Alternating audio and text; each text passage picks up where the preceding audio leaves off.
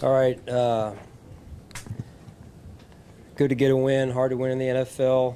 A good Chiefs team, well coached. It was very competitive out there, both sides.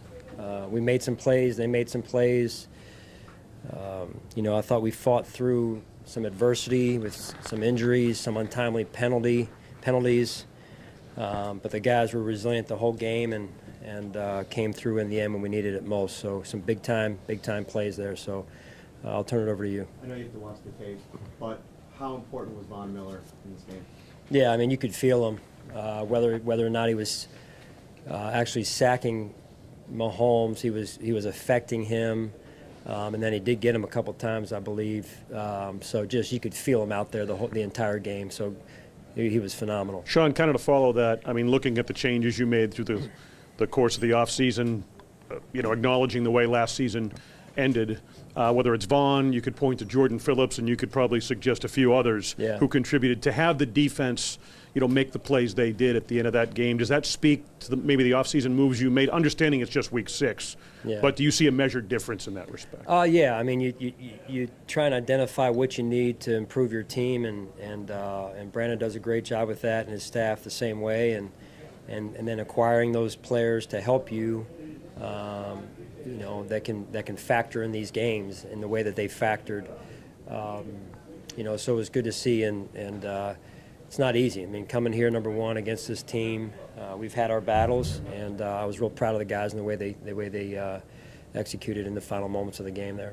Taron especially, I mean, not the first time he's made plays like that. Just your initial reaction when Josh jumps up, he throws his hat off, he's ready to run on the field. Like, what were you kind of doing? When Taron made the play? Yeah. Just saying glory to God, man.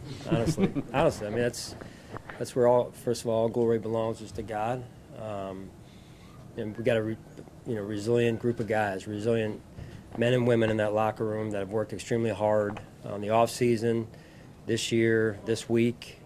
Now we get a chance to enjoy the bye on a win, which I know my family will appreciate me being around after a win as opposed to the other way. So.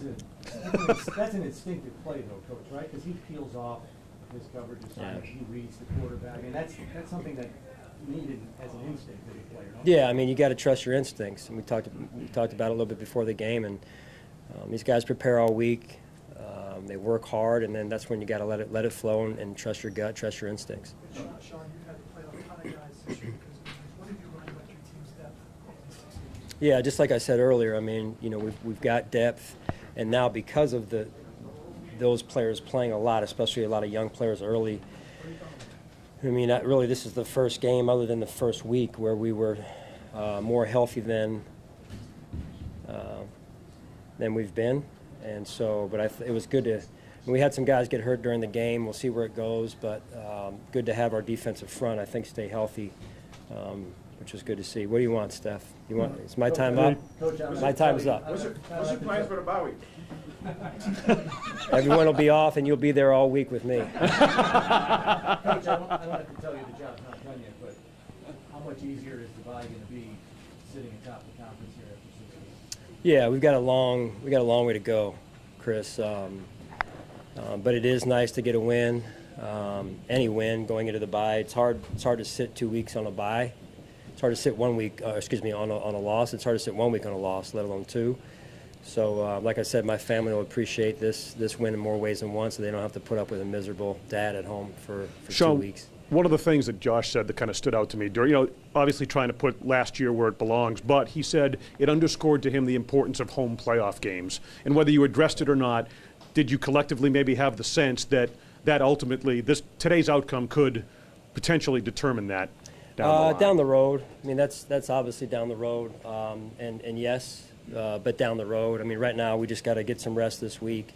We'll get in tomorrow, watch the film, wrap that up the right way, and then give the players and staff some time off, and much-deserved time off. We've been banged up, as was mentioned earlier, and so it's good to get some time. Dawson is one of those guys who's been banged up. He's walked a lot this season. For him to come through there at the end, what did that mean for yourself and for your team? Yeah, you watch guys go through the journey of life, right, off the field.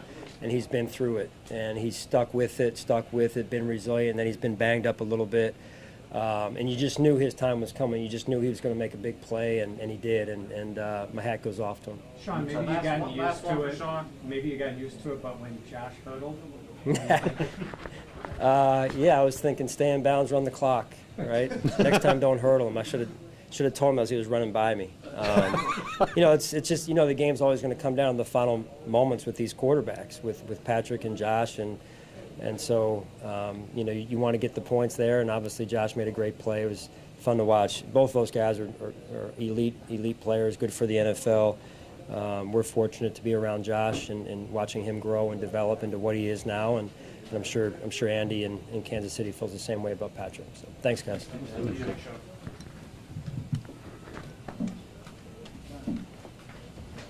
You're up, big guy.